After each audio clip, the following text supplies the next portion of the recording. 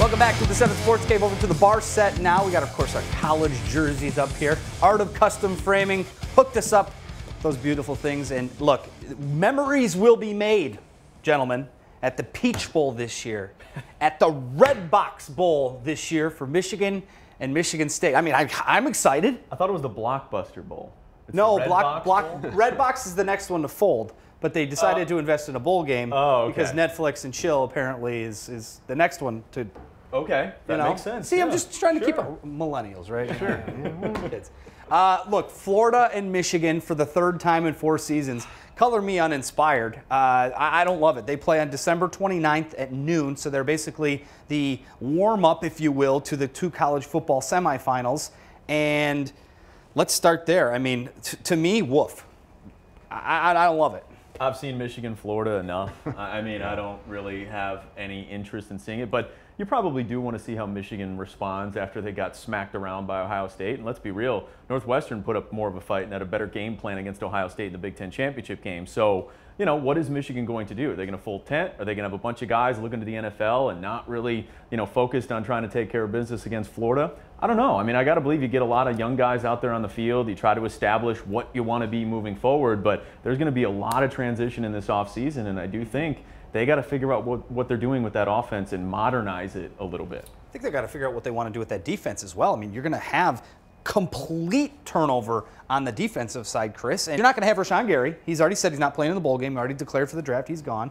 So, which is the right decision. Which is the right decision. Absolutely. Nobody should bash him for it. Apparently, people on Twitter are being mean. Have you heard about this before? Oh, no. People are mean on Twitter? I don't understand it, but That's they're attacking bizarre. the young man for his decision to make millions of dollars by saving his body. But what do you think Michigan defense will look like in this, or the whole roster? He might not be the only guy. I think we got to wait and see. Winovich, Devin Bush. I mean, there's a handful of other guys that could sit out this game too. So I think you're right. You get some young guys in there, get them some playing time. I mean, it is Michigan, Florida. They've played Florida more than Wisconsin and those teams in the Big Ten. But it's still an SEC team. It's still a really good matchup in terms of where the teams are finished this year. You know, so there's a little intrigue in just from a football standpoint, but I think that is a key. You got to recover defensively from that Ohio State game, and it'll be another test. You know, anything Florida's going to throw at you, they'll throw speed at you, and that's where Michigan struggled and certainly struggled against Ohio State. So just see what's out there.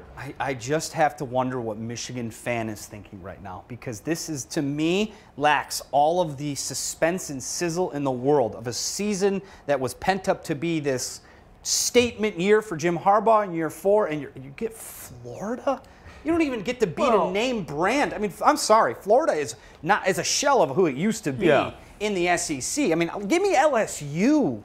Yeah, that would have been better. You know, it's like, even UCF would have been a little bit interesting just to see what they looked like, you know, against a, you know, Power 5, you know, big time, you know, opponent. But Michigan fan, regardless of who they got, would there have been that much interest? The moment you weren't in Indy, the moment you weren't in the college football playoff, I'm sorry, like the luster is gone. But we complain about it right now. We'll all be watching. Well, I mean, of course, you know, it's our jobs. But the only thing I think, and this was sort of the catch-22, if Ohio State had gotten into the playoff and Michigan had gone to the Rose Bowl, that maybe would have been the one, because 100%. It's been a while since Michigan's been to a Rose Bowl. You get that, just the granddaddy, you know, you get the specter of that, and it's exciting. But it stinks they're playing on December 29th. I mean, it's a that's Saturday no at good. noon, so you get eyes, but I don't know.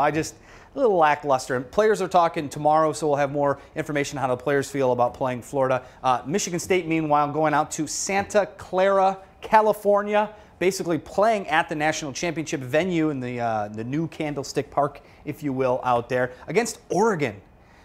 Look, I think this is a much more compelling matchup just because it's Oregon, a shell of what it used to be, and Michigan State, a shell of what it used to be, and it's. I don't know. That doesn't sound like a compelling but I think it's that offense that can do the thing that it does against a defense that can do the thing that it does, and the other parts are we'll see.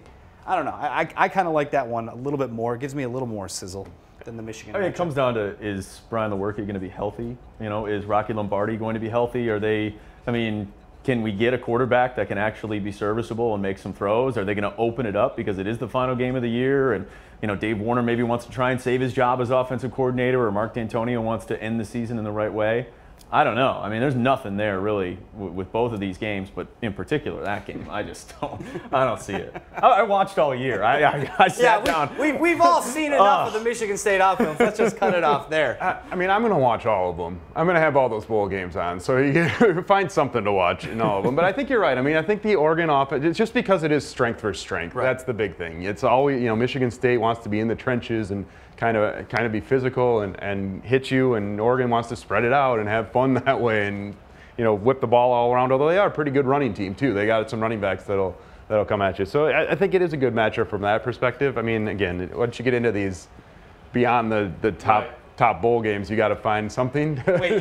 So you're telling me that you guys aren't going to watch BYU versus Western Michigan in the Potato Bowl? I for sure will. Blue turf. All four teams, basically, besides Central Michigan, who hired Jim McElwain. We didn't even get to talk about that. Love the hire, by the way, for the Chips. Are going to a bowl game. So bowl season's here. What do you guys think about these matchups? Do you guys love them, hate them, or indifferent? And by the way, when we get back, we'll talk quickly about the top 4 of the college football playoff, and did they get that right or not? And Michigan hoops, 8-0 and seemingly unstoppable. We'll talk about that coming up next on the 7 Sports Game as well. I'm gonna hit this shot though for the first time in a long time. No chance. Oh no. Oh my. Wow. Ooh. John B.